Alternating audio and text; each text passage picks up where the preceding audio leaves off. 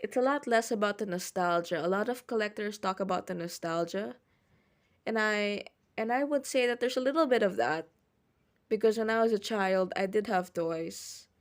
I did have an army of stuffed toys on my bed. I had I had Lego in my adolescent years. To be honest, I had like this um this really big like container of just Lego bricks, Lego figures. So you can kind of say that toys has been a significant part of my life, but to me they've just evolved at this point. They've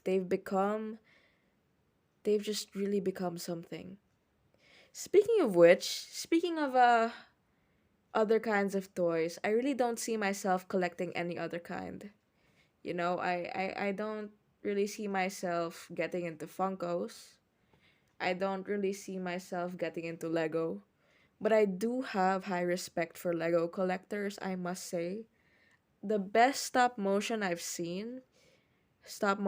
content, is actually from Lego collectors, and that really blows my mind. How they can make those great videos with such little articulation. It's really something. And Lego collectors actually take their hobby very seriously. So it's really something to admire to see that. But anyway, transitioning from that point, we collectors take our hobby very seriously. It's you could say maybe they're the immature ones who just buy as much as they can and then they hoard it in their room. I've seen room tours like that where I've even seen one of like a guy who collects Barbie dolls and ponies, and he has a ton. He hoards it in his room, and it's like super claustro. But for the most part, collectors are very particular about the hobby. Um, my boxed figures at the back, at the back of the video, they actually have protectors covering them because I do like taking care of my boxes. And if you're like me, someone who has open shelves, I strongly recommend that. I strongly recommend it. It's a great idea. And it really just gives the at least the boxed part of my collection just this different feel. Like this like you can tell the collection is cared for when you see boxed figures sealed in a protector. But I actually do take my figures out occasionally, if you will.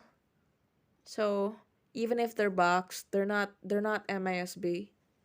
So I'm kind of straddling the best of both worlds when it comes to my collection. I have some boxed. I have a lot more loose, but yeah.